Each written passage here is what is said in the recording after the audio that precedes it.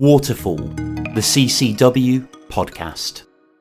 Hello and welcome to Waterfall, the water saving podcast brought to you by CCW. That's the Consumer Council for Water. Waterfall is all about saving money, saving water, saving energy, saving the environment and combating climate change. So much good stuff. I'm Mike and I'm here with Karen. Hi, Karen. Hello, Mike. I think Karen is still reeling from last time we were recording, where we leapt into the shower and discussed whether it was okay to pee in the shower or not. Have you reconsidered your position on that? I can't say I have. Okay. Well, if you have a strong view on that and you're listening to Waterfall, please do get in touch. You can get in touch with the show podcast at ccwater.org.uk. We do love hearing from you. Now, a few weeks ago, we were talking about our Canadian listeners, and we promised you that we would seek out a real live Canadian and capture them and bring them on the show. So we managed to manipulate a whole topic just to bring in a Canadian. And today's topic is all about businesses and water. So we have our real life Canadian. Not only that, it's a charismatic Canadian, probably the most charismatic person I know after producer Tom. And he is an expert on businesses and their water use. So how excited are you about our charismatic Canadian coming on the show, Karen? I've really been looking forward to this. Now, we all have to fess up that we do know the charismatic Canadian. We do indeed. I think force of nature is a good description. So something for us all to look forward to. Tom is genuinely looking pretty shocked at this. So, Karen, before we get into businesses and their water use, a different kind of business, doing the business in the shower.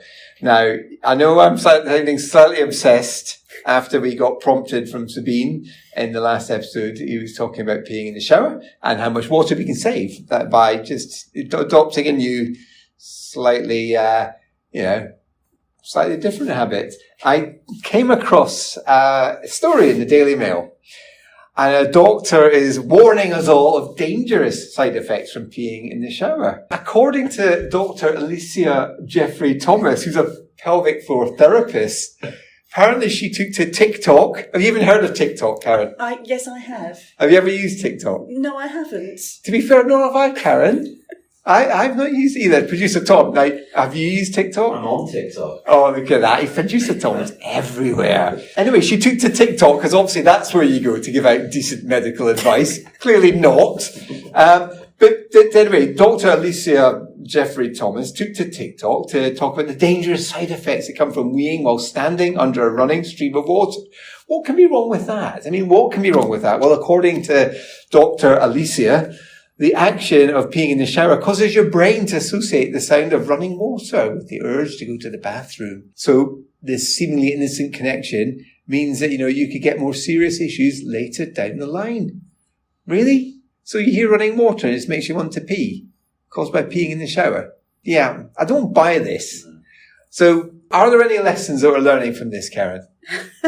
Well, all I can say is, as somebody who is later down the line, I don't need sound effects.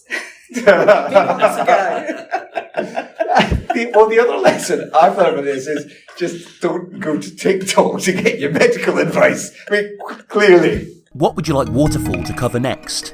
Send your water-saving topics to podcast@ccwater.org.uk. So today's topic is businesses and how much water they use and what they can do to save water. Now, how much water do businesses use when you look at public water supply? Now, Karen, I would ask you, but I suspect you know the answer. So we're going to have to turn to producer Tom. Hey. Hi, Tom. Hi. I know you get excited when you get speaking parts. I've been waiting for this for weeks. How can you top your rather pathetic performance from earlier in the season when you were talking about the water habits in Sink Sense? I think we concluded you had. Go back and check that episode out, people. Partial Sink Sense, I think we found that you had. So, Tom, percentage-wise, out of total public water supply, how much do businesses use? Ooh, I'm going to have to say at least a third, Mike, I imagine. At least a third. I'll tell you what, that I'm going to call in some kind of scrutiny committee because Karen, reveal the answer. It is about 30%. Oh, it is. Okay, there we go. You two, you're giving me the looks. I can see it in their eyes. I'm sure there's something dubious going on here. Well done. Look, if you weren't cheating, Tom, very well done. That's an educated guess. I mean, I would have imagined it. Yeah, but your educated guesses, when we were in the kitchen show talking about sink sets, were pretty poor. No, so, your form isn't great. So you pulled that one out the bag. Well done, Tom. You don't win a prize. I'm sorry. No. Okay, so Tom is now, maybe we should be getting this Tom on. Forget our Canadian. It's not. Forget Evan. We'll just get Tom to talk about business customers. So, business customers in England get water in a slightly different way, don't they, than household customers? It's all set up differently. Karen, can you tell me a bit more in very simple terms, please, about this? In England, non-household customers have the opportunity to choose a different retailer. So basically, they can move from their current provider to somebody who offers meter reading, billing, and those sorts of retail services. So it doesn't mean that if you change your retailer, whatever that means, that they'll get their water from a different source. No, the water will still be provided by the company that serves that particular area that you live in. It's just the sort of customer-facing activity that changes. Right. So to just explain to me what that would be then. What are the customer-facing services? Well, it's things like, as I say, reading your meter, sending you your bill, dealing with any inquiries about your bill. And they should also be promoting and encouraging their customers to use water more efficiently. So that's a bit like the choices that we have in energy then, because when we switch energy provider, we're not really choosing any different energy. It's the same wires. It's really the same energy. It's just who sends me my bill, right? Yeah, that's right. Oh, okay. So I don't think that's well known though, that businesses in England can do this, right? Yeah, and, as I say, it is different in Wales, but, in England, it does mean that customers have some choice. So what happens in Wales? They don't have the choice to move retailer as such, so they are supplied and served by the company that provides those services in their area. So just like us, just like for everyone, all household customers. Yeah. With household customers, as most people will realise, you are provided with your services by the company that operates in the area that you live in. So I'm talking about business customers here, but let's just be clear, like when we talk about businesses, who is it we actually mean? Well, as I say, it's all sort of non-household customers. So that covers things like offices, factories, schools, hospitals, charities. Okay. I love the fact in the water sector, people talk of household and non-household in like ways that no normal human being would. So, but I think that's an important point that businesses can be charities, it can be hospitals, it can be schools. It's not just somebody who runs a business. It's quite a broad term, isn't it? Yeah, absolutely. And just picking up the fact that Tom shared with us about how much water business customers use, it's quite interesting that of that 30% of the public supply that's used, there are 1% of customers that use half of that water because they're massive users of water. The rest of those non-household customers tend to use water for what you might term normal domestic use, so flushing the toilet, making a cup of tea, whatever else people do. Wow, so 1% of business customers use 50% of all the water that businesses use. That's right. Wow, that's incredible. I should have asked Tom that. Would you have known the answer to that, Tom? Yes, Mike. Yes, I would have got it correct. I'm certain. Now he's a barefaced getting fit. We don't want to encourage this behaviour on MOSL. Very well behaved, mainly. Well, Karen is. Right. So, businesses and water, they use a lot of water. But why should that matter to us? Well, I think the thing to remember is the water that we're all using is all coming from the same places. The water supply is being taken from rivers, streams, reservoirs. Where it goes, we all have a duty to try to use that water responsibly. And particularly when we're in a drought situation, we really need to do everything we possibly can to help. Great point. It all comes from the same place. Now, I know a lot of people as well really want to make better choices about where they buy things from. So water use, I'm guessing, is part of that as well. Yeah, I think so. I think, increasingly people do care about the people that provide services to them or products to them, and that company's attitude to water conservation, but, the environment more generally is bound to make them more attractive than potentially somebody that isn't showing that degree of care. Yeah, I find that getting really wound up when I see businesses wasting water. There was a certain coffee outlet in the main station in Birmingham, where we are, Birmingham New Street, Bar Box, let's not name them, but it sounds a bit like that. And they just had a tap running non-stop while I was queuing up, and I could feel myself getting wound up by that. I was like properly wound up. But also, I went and got my hair cut. Another haircut story. Went and got my haircut just before lockdown, right? So 2020, February 2020, I'm sitting in a chair, and this barber had two taps dribbling, and it wasn't just dripping, it was kind of dripping that had gone into it was running, but a very small amount. Anyway, I said to them, you don't get your taps fixed. You're wasting a lot of water there. And the guy said, do you want to get a plumber in? Now, cost me 50 quid to get a plumber in. He said, it's not worth it, mate. And I was like, you should really get them fixed. Anyway, didn't think much of it. Lockdown happened. My kids were cutting my hair during lockdown. We should do a whole podcast on that, because that was quite funny in itself. Anyway, after lockdown ended, a year later, I went back and got my hair cut, and the taps were still running, right? I was so incensed. I went back and then I worked out how much water that they had wasted. Get this, I'm not exaggerating. It was 500,000 litres of water, and I worked out how much that cost them, 1,500 quid, right? So I went back in and I said, these taps will cost you 1,500 quid in water. And the guy went, I didn't pay the bill, mate. Because he wasn't the guy who runs the shop. It was just some fellow who cuts hairs. He didn't care two hoots. So I was so annoyed to just change hairdressers. Yeah. And as I've mentioned on earlier episodes, and please check out all the other editions of Waterfall, my new hairdresser is a proper water champion. So there you go. But that does make the point that we do make choices, don't we, based on the sustainability of businesses. And for me personally, wasting water does wind me up. Yeah, and what's amazing about that story as well is just how much dribbling taps can waste, and and the money attached to them.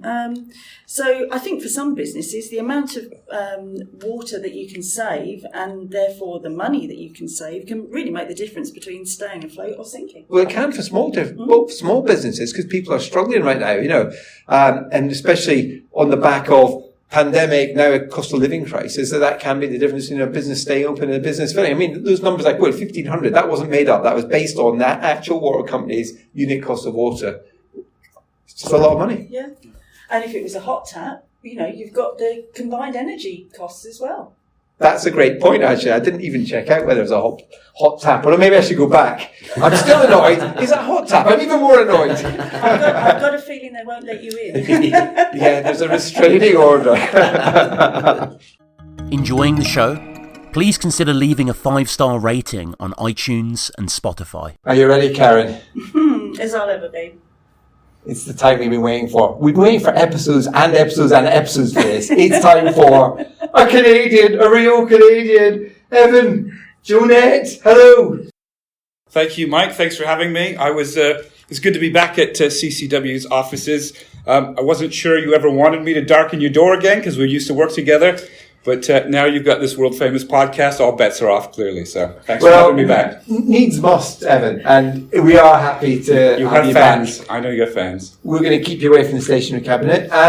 Now, we have, unbelievably, I think you have something to do with this, Canadian listeners So have you got any special messages for them?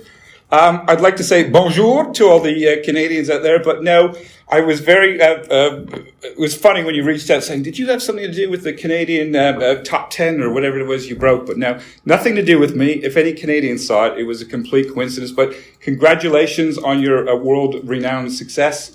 May it continue. It didn't take you long to start taking the mickey, did it? No, we fall back into easy routines. yeah, quite predictable, really, isn't it? So, Evan, you are an expert in water and business, and you work for an organisation called MOSL. And just to be clear, that's not a town in Iraq. It's that not, got bombed a lot. Tell us what MOSL is. Thank you, Mike, and thanks for putting the word expert in quotes. They won't see that, but you did that with your fingers there. Very much some questions, isn't it? So MOSL is Market Operator Services Limited. MOSL is an organization that maintains the switching and settlement engine for the non-household water market. It's also the custodian of the market codes that sets out the rules for how water retailers and water wholesalers should operate and serve customers. So basically, if there are any non-water sector people listening to this, you've got no idea what that is. Well, I'm hoping not to use any more jargon than that, but a little bit of a peek behind the curtain. I know households are stuck with their water company, but if you are in a business sense, you own a business premise, you are able to switch, and that's where the retailer and wholesaler breakdown comes into play for business customers only in the water sector. So let's jump straight in. We've got a drought on at the moment for many parts in England and Wales. I think all of Wales at the time of recording this is in drought, and 11 out of 14 Environment Agency regions in England are in drought. So there's a drought going on. And many patches have also been affected by hosepipe bans. So have businesses been affected by this? Yeah, Mike, some businesses were affected by the hosepipe bans this summer. We saw drought conditions intensify across the country. Some businesses were quite reliant on hosepipes, anybody who washes vehicles, anybody who washes windows, clearly. But even where there weren't hosepipe bans, considering what happened this summer, I'd expect more businesses to be concerned about how reliable their water supply is at times of high demand. I think surveys, including your own, suggest that supply reliability is pretty high on most business customers' agendas. And I think this summer probably would have spooked some of them to realize that water isn't infinite. So, Evan, can we do a little quiz on you now? You can try. Hopefully, I don't fail in front of all the fans. Yeah. Well, I'm only doing this because I was going to ask Karen a question. I was convinced she knew the answer, which she did. So I asked Tom, and then he completely fluked it, right? Which I suspect there was some cheating going on. So I'm going to ask you: is out of all the water, the public water supply, what percentage is used by business customers? Yes. Thank you for asking that question, Mike, which I'm just going to get off the top of my head, but I'm going to say 30%. Oh, look at that! It's not in my notes at all. 30%. It's not in your notes. No. 30, am I right? Yeah, right. That's a hat trick. I know. Everyone in the room 30%. knew this, apart from I didn't. Yeah. I had to be told 3 times. Yeah. But awesome. I'm amazed at this, that you all got this. So businesses use a lot of water. We've heard many times in this podcast about the need to reduce water demand, and we've mainly been focusing on what people can do in their own lives, in their own homes. But how important is the role in business in reducing demand? It's very important, Mike. The non-household water usage is very skewed. A small percentage of business customers actually use a very large proportion of water, meaning a small number of very top consuming consumers, business consumers, could do a whole lot to save a lot of water. In fact, the top consuming 32,000 supply points use 60% of the water in the non-household market and 18% overall. So a few businesses can make a big difference. And you've probably seen factoids as well that tell you how much water it actually takes to make certain products. Agriculture or manufacturing, thousands and thousands of liters of water for 1 kilogram of product produced. So yeah, you can make huge difference. So what you're saying is a few businesses use a lot of water. A few businesses do use a lot of water, and I suppose at the other end, it's worth reminding listeners that a lot of businesses use a little bit of water, and a lot of businesses are very much using water the same way households do. I'm not sure the exact figure, but I think around 99% of businesses are small businesses, and they use water in their kitchens and flush toilets. So very much the domestic type usage. So all the hints and tips that we've been banging on about in previous editions of MOSL would then be equally as relevant for small businesses? I would say for smaller businesses, jump on CCW's website. The top tips that you have for saving water would apply equally well to them. You don't need to fill your kettles, fix your taps, fix your leaky loos. I think those apply equally well. Evan stopped there deliberately because he saw I was taking a drink. This is the genius of the man. So businesses, particularly small businesses, can just take the steps that we would all do to reduce water use. What about the big businesses then? Bigger businesses are more likely to use water as part of their business processes. So for them, they could probably make more savings by re-engineering their processes. For instance, off the top of my head, something like cooling processes is something where, if you use water for cooling, there's no reason that to go down the drain. You could reuse that and cool something at a later stage in the business process. So I'm no business expert, but I would suggest you are. We've said you're a business expert. Well, you could at least pretend. You have said I am, but in terms of engineering a business process, I'm no expert. But I suggest that on-site water reuse is probably a big way to do that. Bigger businesses, especially, can use great rainwater or grey water recycling. There's no reason that can't be used for grounds maintenance afterwards. It's certainly the case. I know that I think golf courses, I think they were allowed to use water on their play areas, but maybe not in the other areas. So that would have been, an opportunity perhaps to use grey water or rainwater for maintaining the larger grounds, perhaps. I think it was your boss, in fact, who I bumped into earlier in the week, said to me that an oil refinery that is one of the largest users of water sprays clean water, essentially tap water, on the outside of tanks to cool them. So there's basically zero reason why that needs to be fresh, pure, clean water that you can drink. And it just goes to show how much is used in ways that they don't really need to be used. Yeah, I heard that story as well. And the other aggravating part of that story was apparently there was an extra bit where they had to use chemicals to dechlorinate the water as well, because the chlorination didn't play well with the metal. So not only were you using potable water to millions of liters of it, but it had to be dechlorinated apparently, which this begs belief how. Wow, so that's like more time and expense to take. So we put the chlorine in to kill the bugs, and then take the chlorine out. You do the hokey pokey, and then you end up with all this wasted water. Yes. Yeah. Is that part of I think it's part of the business process. So if you re-engineer the hokey pokey, think how much water you can save, right? What about the dirty side of the business? We talked in a few episodes ago about what you can and can't flush and what the rules were. Are the rules different for businesses? The rules aren't different for well, no, that's not strictly true. The rules more or less about what goes down the drain. Yes, don't put stuff down the drain. If you're not supposed to put something down the drain as a household, don't put it down as a business. But I would say there are additional considerations for businesses in that a lot of those business processes we just talked about actually pick up some nasties that maybe you wouldn't have at home. So there's something in the industry called trade effluent consents. And that's effectively you asking the water company for permission to put something that shouldn't be in the water down the drain. So it could be that the temperature of the water when your process is done, the pH, the chemical content, the biological content, it's not really suitable for the normal treatment of sewage. So in effect, you're asking the water company for permission. You may well be paying a different tariff for the privilege of doing that. And if you change the business process, you have to tell the water company. And it's quite a serious process. It's a legal requirement to have the right trade effluent consent to dump that kind of stuff. And as well, the water companies need to be on top of those as well. It could pose a health and safety concern to the sewage network if in fact that's not monitored very carefully.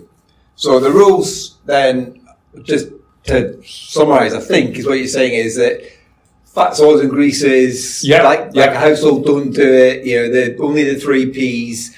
But if your business process does mean that something non-standard is going down there, you have to then get a consent, so permission to do this. You have to tell your company. Yeah, so if you're riding about and you see the car washes and you see water kind of running into drains, a lot of those drains will belong to the water companies. Those car washes should have in effect sorted out a trade effluent consent with the water companies. So, but yeah, the fats, oils, and greases for those 99% of businesses that are small businesses, the same things apply. Shout out to Steve Grevy, who was on a recent podcast. You get quite right about fats, oils, and greases perhaps being a problem near takeaways, that gets into the sewer system. So yeah, it can cause a problem on the high street, the fog. And can I also thank Steve for giving you a hard time, Mike, at that episode for challenging this idea that maybe yogurt was okay to go down the drain. I had quite a laugh listening to that, and I'm glad Steve set you straight. I'll tell you what, I have changed my behaviour since that That's one. good. And it was actually the coffee.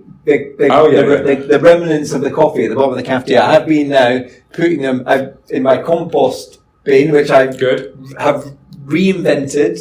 And it is a bit more messy, but I feel a bit better about myself from doing it. I genuinely have been doing this, and that was all because of that conversation in that episode. So, and that's one of the things, we are trying to be authentic and practice what we preach on MOSL. I really like Steve as well. I think made a good point. I think it was Steve who made the point about trash, the kind of the disposal units, and said they weren't popular here. Yeah. Well, I'm glad they're not. That seems a terrible idea. I'm assuming that tech is you grind it up and it flushes down. It's not grind it up and pull it out. It goes right down the sewer. That seems a terribly bad. I don't understand how compacting and grinding your food it's not going to get rid of the fog, is it? So I can't imagine. It makes it smaller. I can't imagine that's a good idea. So no, I can't say that I hope that's a tech that catches on here. Now, before you came in, we were saying that people do care about the sustainable side of businesses and the choices that businesses make, and that's becoming a bigger thing. And it does matter to people. Do you think that businesses kind of include water use when they look at their kind of corporate social responsibility side of things? I think they can. I think it's fair to say that increasingly non-household customers, especially larger corporate customers, do care about corporate social responsibility, and they do want to understand what they can do to reduce their impact on the environment, and water and sewage obviously forms a part of that. And water and sewage also has an impact, has a carbon impact, and I'll get to that in just a second. But you'll know, Mike, your own research from CCW shows that businesses struggle to put kind of water at the top of their priority list, not least because when you compare the utility costs against energy and telecoms, it's probably a tiny little bit. I've also spoken to people who've spoken to large businesses who say that their bills and other utilities, tens of millions of pounds in energy, tens of millions of pounds in oil storage, and £1 million for water. You can see, if you're going to prioritize something, it makes it a bit more difficult, doesn't it, to put water. But I think one of the things we'd like to say is that businesses should be connecting the drops. Not connecting the dots, but connecting the drops. Yes, yeah, clever pun. Because, as I said earlier, lowering the business water usage will lower your energy usage as well. I think you've probably shared this message with your listeners that a lot of the energy cost comes from heating water. So if you are using less heated water, you are using less energy, and in fact your carbon footprint then falls accordingly. Yeah, I mean, this is something that we've really been trying to sort of make people aware of because, it's so important, not only, when you're at work, but also when you're at home as well. Oh, absolutely, it matters. And that point about joining the drops, doesn't that just make a trickle? I suppose, but a lot of trickles make a drop, and then a lot of drops make a giant savings. And can I also just make a plug for MOSL here? We've been trying to do some clever things around water consumption. Although MOSL doesn't specifically, advise customers directly, we're trying to make our website, more informative all the time. We've got a consumption dashboard, which is quite popular, but we've also recently as well tried to translate the water consumption that is in use across, different water company areas and turn that into also the kind of carbon usage as well. So there's a bit of a translator there. So if you're at all curious about what kind of carbon usage is being used across different kind of business areas, you can jump on our website and you'll see that translation. It's quite interesting. Well, perhaps we can put a link in the show notes. Great. Tom, take notes. So if you're a business and you're listening to this, you go, okay, that's great, and you've whetted my appetite. I want to find out more. What should they do? What would you recommend a business does? Well, I would say that your CCW site is a good resource for customers. As we've already talked about, 99% of them are like households. So, your top tips and your advice, are definitely applicable to business customers. I'd also plug our website, the MOSL website. There's some really good stuff on our MOSL's Insight page, so please visit that page if you want to know. I'd also, again, just to give listeners a bit of a peek, behind the curtain. I talked earlier about the business market being served by retailers and wholesalers.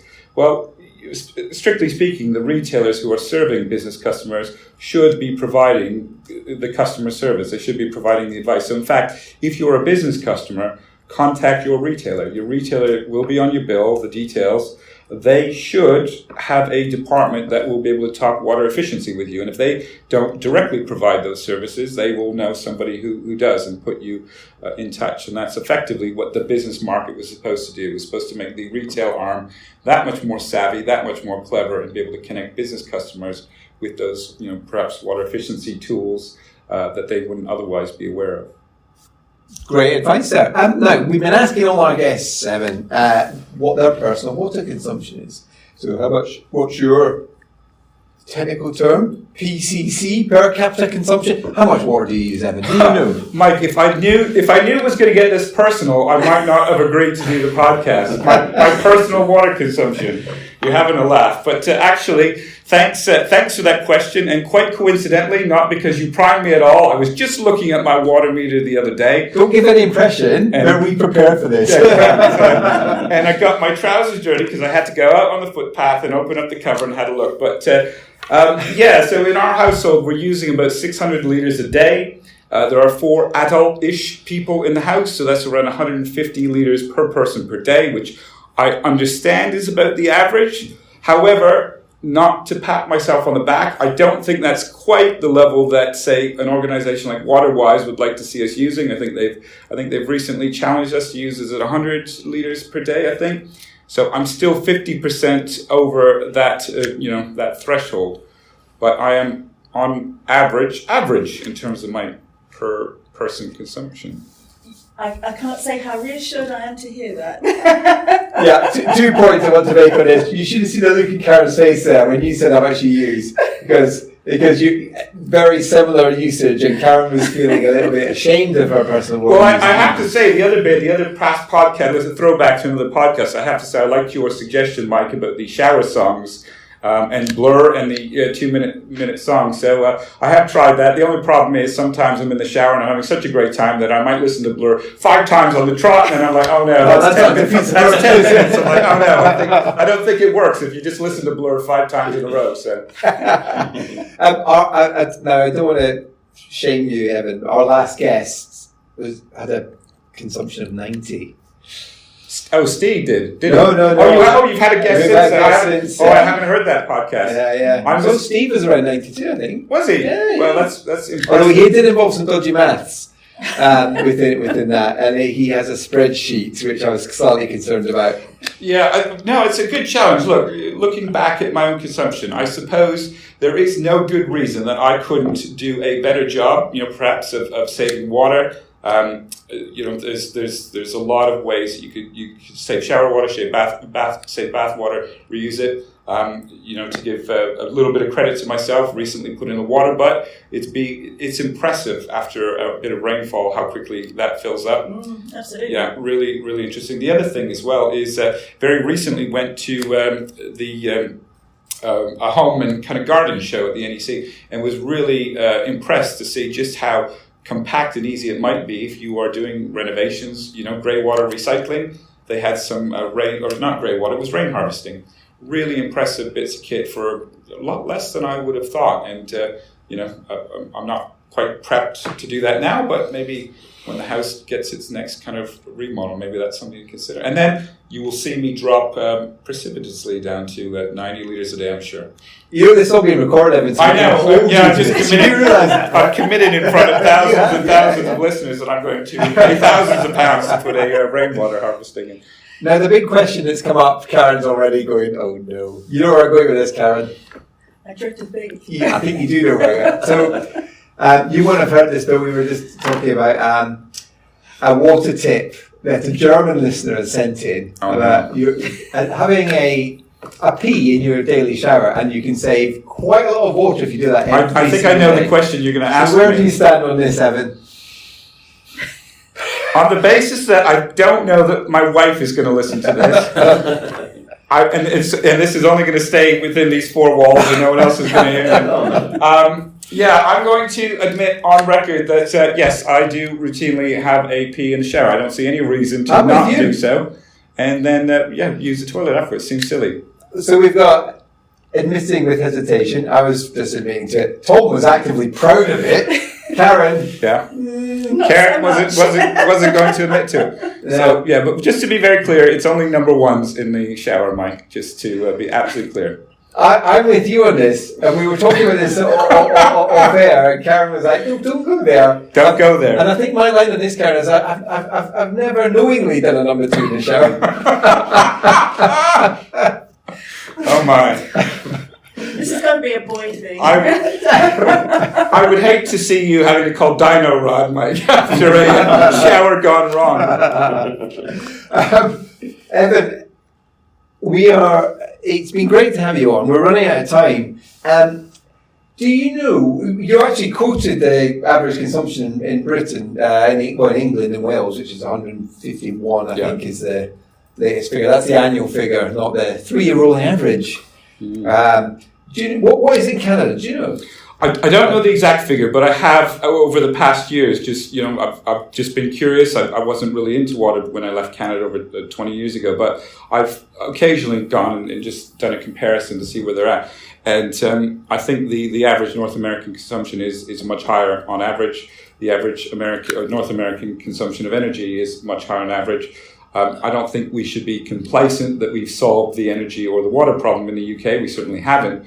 But I think we are very lucky that we haven't gotten into the habits of some other countries by adopting devices and processes that use so much water and so much energy. And I hope we will continue to resist those. I think we should embrace other methodologies like putting how much water our devices use, the water labeling, which I know coming soon, you guys support, because I think we need to be very conscious that it could creep up. If we're not careful, we could be going in the wrong direction rather than the right direction. And there's a lot of great things about Canada and North America. I'm not sure that the water and the energy usage is something that they can be proud of compared to where the UK is. But then again, a lot of other countries do an even better job than we do about saving water and energy, and I think that's where we should be looking. I expect now a massive surge in our North American listeners. Hate mail, probably. You had that Canadian telling us how wasteful we are. Right, Evan, it's been great to have you on. We'd love to have you back on to tell us about your massive progress that you're going to make in your personal quest. Well, thanks for having me, Mike. It's been an absolute pleasure, and I'm hoping producer Tom can cut out all the bits where I said silly things, and the listeners will never hear all of the false starts we had and all the ums and the ahs, and it will make me sound super clever. He never cuts out my rubbish bits, but I think he emphasises. Add more in. I think the audience likes to hear those bits, Mike. So I suggest you leave those in. You're not going to do what Steve Grevy did and applaud himself. Oh, okay. Did he give himself a round of applause? A shameless self-promoter. No, I wouldn't dream of doing that. It was an all-time low for Waterfall. This podcast is brought to you by CCW, the voice for water consumers. Okay, well, we're running out of time on Waterfall. That was great. We definitely need more Canadians on the show. Could you cope with another dose of Evan, Karen? Oh, I think so. Oh, you just see charmer. You got a twinkle in your eye there, Karen. Usually you're, by the end of an episode, you're quite depressed. Well, I like it when we have guests on. I think it's good. It's because I don't pick on you as much. It's something like that. Yeah, and we've got some great stuff there from Evan. I mean, what stuck out for you? Well, I think it was really interesting hearing about the challenges that the business community are also facing. A lot of them is very similar to household customers. But I think the important thing is if you are a business and you want to find out more, have a look at not only the CCW website, but also MOSL's website as well. Yeah, absolutely. And there's loads of great stuff on there. Producer Tom will stick them on the show notes. There was a couple of things that stuck out for me, and it was something actually you said right at the very beginning, that all the water, it's the same water. It comes from the natural environment, so it all comes from the same place. So we've all got to care about it. But the other thing was just that we talked about the arrangements being different for business customers in England, and who provides them with the water is different than for household customers. So get in touch with the person who provides you with your water, and they can give you some advice on how to save water. So reach out, get that advice, and don't hang around, because it's well worth it, because, it's good for the environment and will save businesses money. So lots of good reasons to save water. Don't forget, we want to hear from you. And as I said, we're expecting a huge surge now in North American contact. So please do get in touch with the show. Podcast at ccwater.org.uk. And don't forget, you can check out our entire back catalogue of episodes from wherever you get your podcasts from. So that's all we got time for today. So it's goodbye from me, Mike. And it's goodbye from me, Karen.